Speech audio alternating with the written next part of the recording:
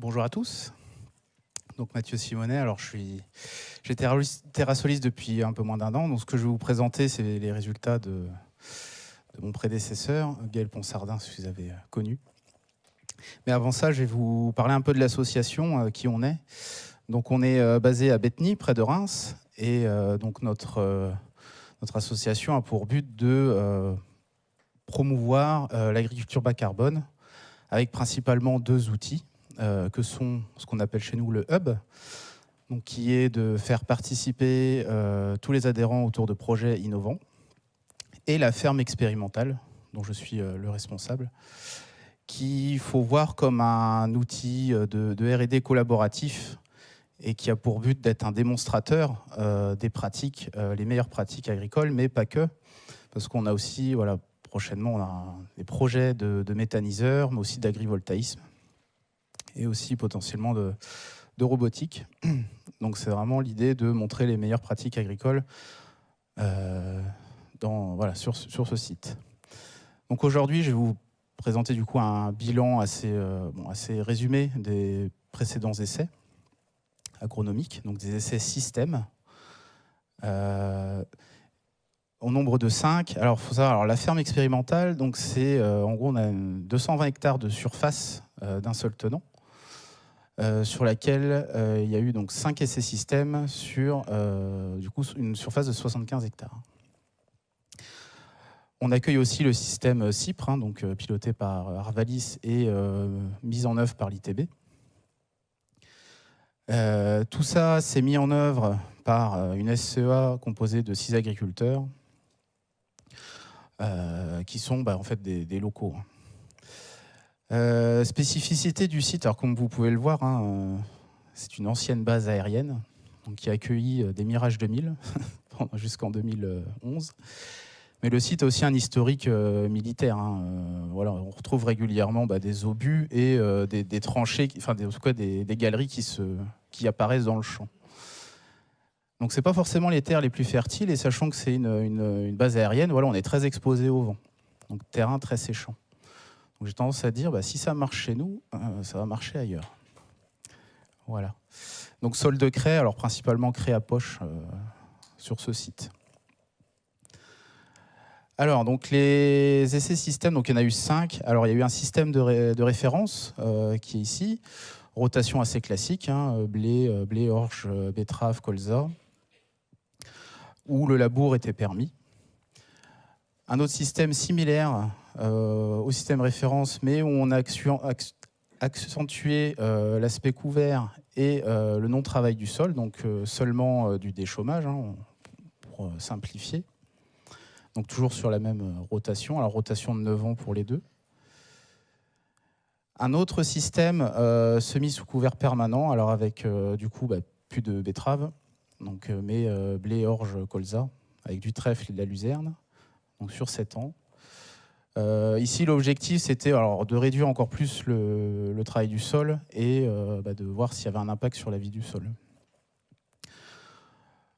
Un autre système, biomasse maxi. Alors, il faut savoir, on est à côté, le site est à côté de la bioraffinerie de Paumacle, donc avec tout le pôle, anciennement appelé Poulière, maintenant Biforcy. Et c'était l'objectif de dire on produit le plus de biomasse possible pour alimenter des usines de transformation. C'est pour ça qu'on retrouve 2 rotations de betteraves et toutes les pailles étaient exportées.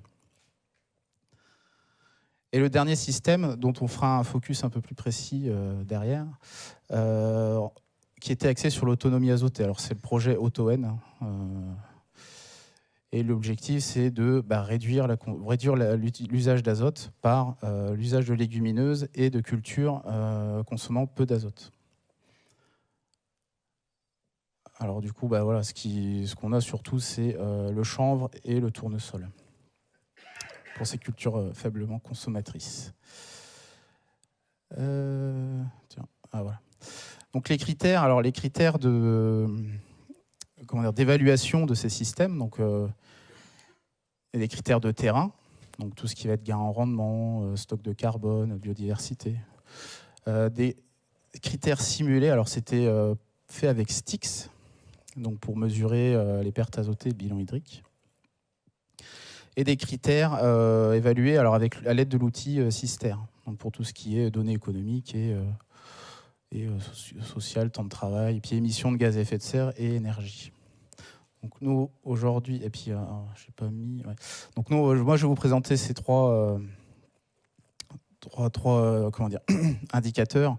Il y avait aussi la biomasse, je ne sais pas si c'est la biomasse découverte. Bon, je vais essayer vraiment résumé, parce que sinon ça durerait plus de 15 minutes. Alors, les premier indicateur, donc le rendement. En fait, ce qu'on voit sur ces deux systèmes-là, alors c'est des gains qui sont comparés à une moyenne locale, donc des agriculteurs autour de la base. Ce qu'on peut voir finalement, c'est que ces systèmes-là, en fait, ils sont plutôt performants, et c'est ces systèmes-là qui sont en place dans nos régions. Donc, c'est pour ça qu'on les fait, hein, sinon on ne les ferait pas. Voilà, c'est classique, hein, semi au combiné, labour ici pour culture ici TCS. Ensuite, un autre système, donc lui, semis couvert permanent, donc celui que je vous ai présenté, donc semis dans le trèfle et dans la luzerne. Alors on voit que là, on a quand même une grosse perte en termes de rendement. Alors c'est surtout dû déjà par une non-transition, c'est-à-dire que ça a été fait directement sans forcément d'adaptation au niveau du sol. C'est-à-dire que la rotation, elle a commencé, voilà, ça... il n'y a pas eu de période de transition, on a commencé direct toutes les cultures sans transition, et une maîtrise technique qu'on n'avait pas à l'époque, qui est quand même, ça demande... c'est autre chose que de faire du semis classique avec un combiné de semis labour. Là, ça demande une autre technicité.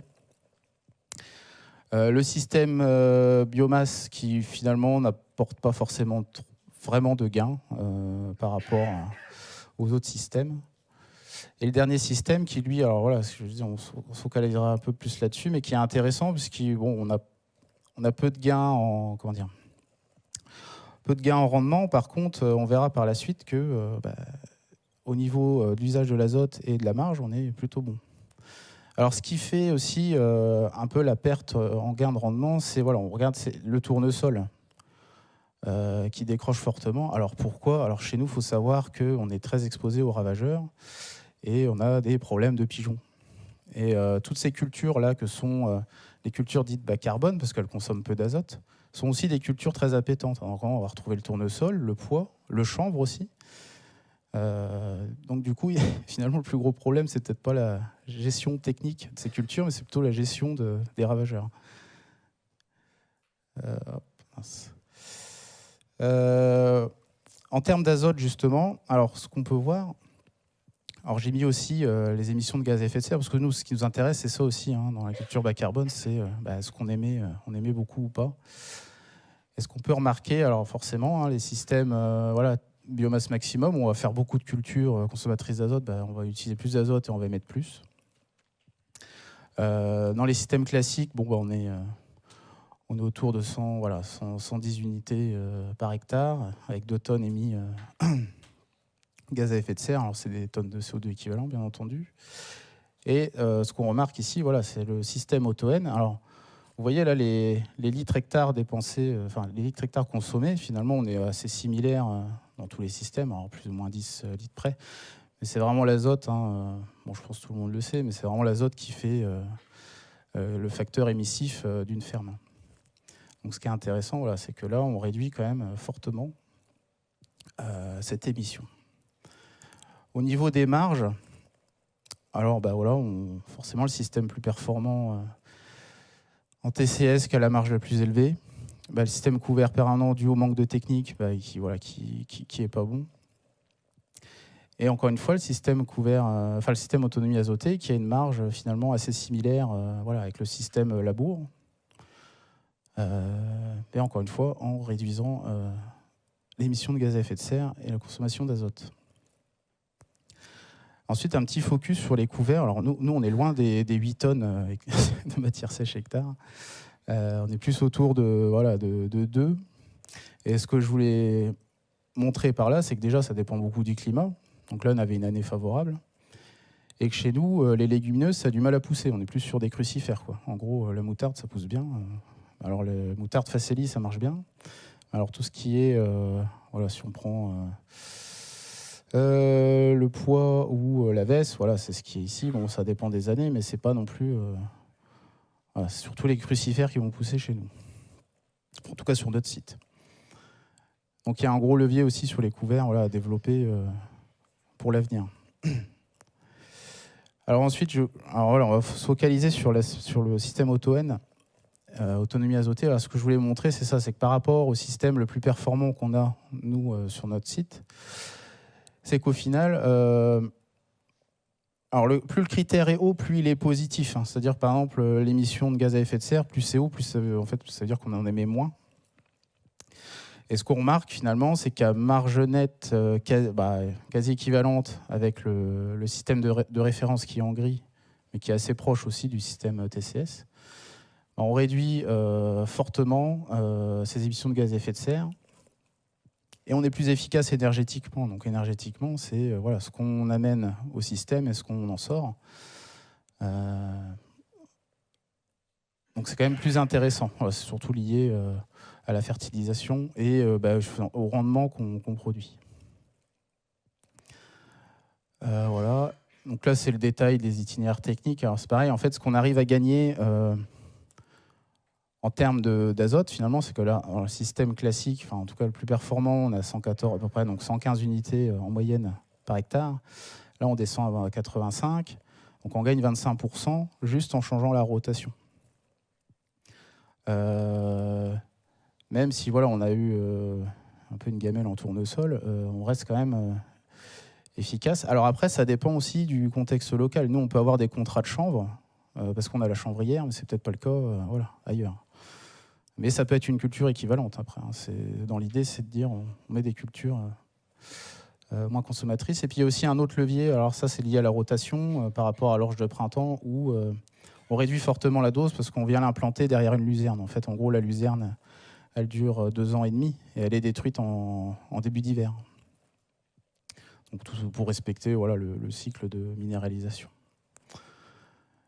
Et un dernier focus sur du coup, alors un essai qui a été mené pareil sur le site, alors sur du blé, c'est ce qu'on appelle l'indice de nutrition azotée, où on peut voir que grâce à cet outil, on arrive quand même à réduire en moyenne de 30 unités d'azote sur un blé, en gardant des rendements plutôt équivalents, hein, quand on regarde, voilà, plutôt équivalents, avec des qualités plutôt équivalentes aussi. Après, la méthode est assez lourde à mettre en œuvre, mais voilà, ça après c'est on va dire des contraintes logistiques. Alors, sauf pour voilà, 2021, il y avait un résultat intéressant dans le sens où donc, sur le site, il y a eu une grosse tornade. Et la modalité en INN a moins versé que la modalité fertilisée normalement. Donc, peut-être des conclusions à tirer, je ne sais pas. Mais... Donc, voilà. Oui, j'ai fini pour ma présentation. Si vous avez des questions sur l'association, le site, les systèmes.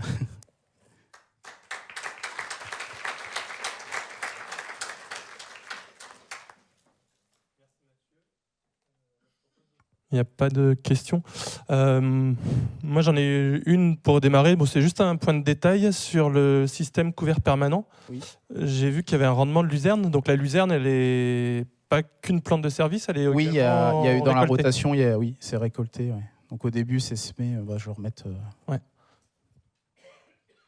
Bon, c'était juste un petit point de compréhension. Hop. Ouais, donc c'est à ce moment-là. Derrière le blé, elle est récoltée sur 2 ans. D'accord, ok. Voilà, ouais. Bonjour, Raphaël Pau-Inrae.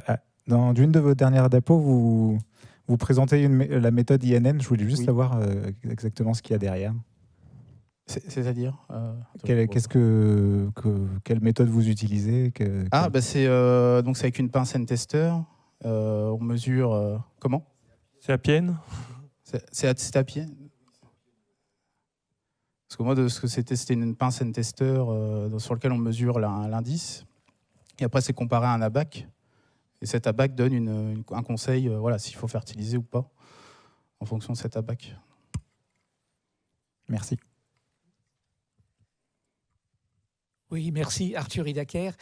Ma question est la suivante. Quelles sont les perspectives, à votre avis, de la généralisation de votre système le plus performant, c'est-à-dire un gain de 30 unités d'azote en général? Quels sont les freins, à votre avis, à la généralisation de ce système? Déjà, ça peut être tout simplement les habitudes de l'agriculteur. Changer sa façon de pratiquer, investir, c'est déjà un frein en soi. Après, ça peut être les cultures qui sont faiblement consommatrices, comme le tournesol ou le chanvre. Le tournesol, c'est pas forcément, voilà, ça peut être risqué en termes de conduite et puis derrière de dégâts provoqués par des ravageurs. Et le chanvre, alors deux choses. Le chanvre, déjà, il faut avoir des contrats. C'est pas forcément toujours évident. Et il faut pouvoir s'équiper. Donc c'est vraiment une culture particulière. Donc faut avoir des équipements en plus. Alors souvent, faut acheter une presse à balles rondes. Le chantier, il est assez consommateur de main d'œuvre. C'est du temps en plus de travail. Donc c'est peut-être, ça peut être sur le champ, c'est des freins, à la fois économiques mais aussi sociaux, quoi.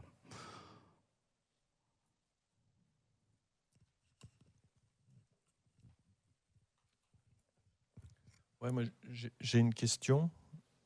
Je vous vois pas. Je suis là. Juste là, près du chat. Ah, j'ai perdu. En fait, donc je voulais savoir en fait depuis combien de temps c'était mis en place ces rotations. Est-ce que c'est depuis 2018 justement? C'était de 2017 à 2021. D'accord. Ouais. Et en termes de sol, de quel niveau de matière organique, par exemple, vous partiez? Enfin, c'est pour essayer de comprendre un peu les différences avec, par exemple... On est autour de 1,8 taux de matière organique. Ouais. Plutôt, vous partez plutôt d'un niveau relativement faible. Oui. Non, je dis 3,5, pardon. Ah non, 3,5. Oui, après, c'est en sol de craie. D'accord. On n'est pas... C'est pas pareil, quoi. La matière est plutôt bloquée. D'accord. Il faudrait plutôt des systèmes de libération du phosphore précipité, quoi. Aussi, oui, ça serait mieux. Ouais. D'accord. Merci.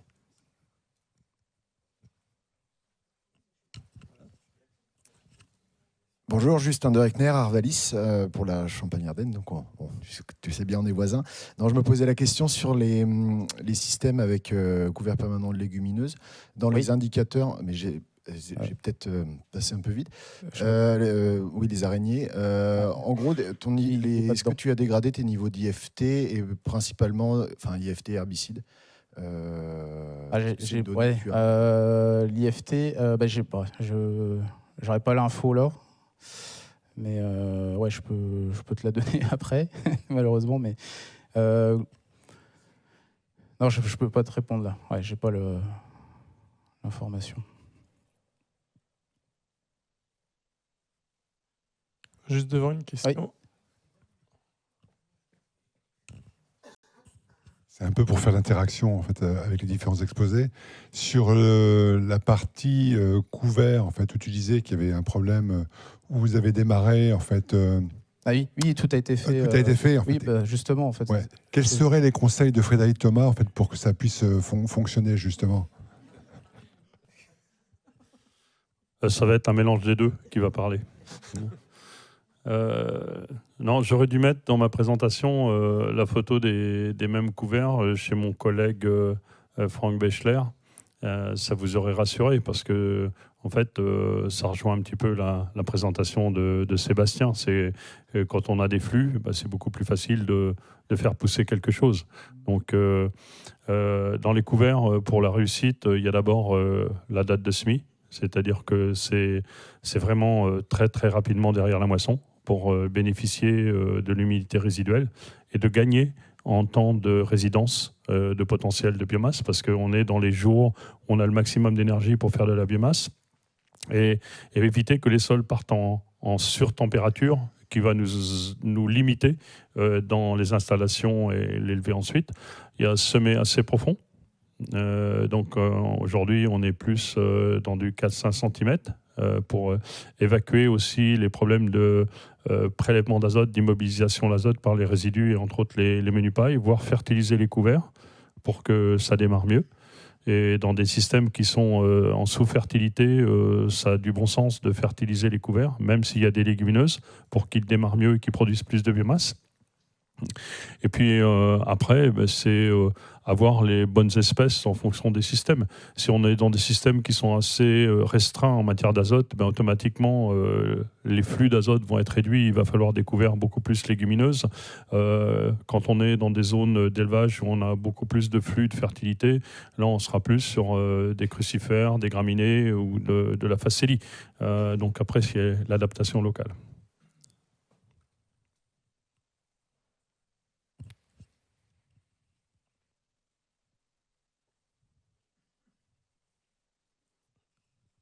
Pas d'autres questions? Mais on peut proposer à Virginie de nous rejoindre.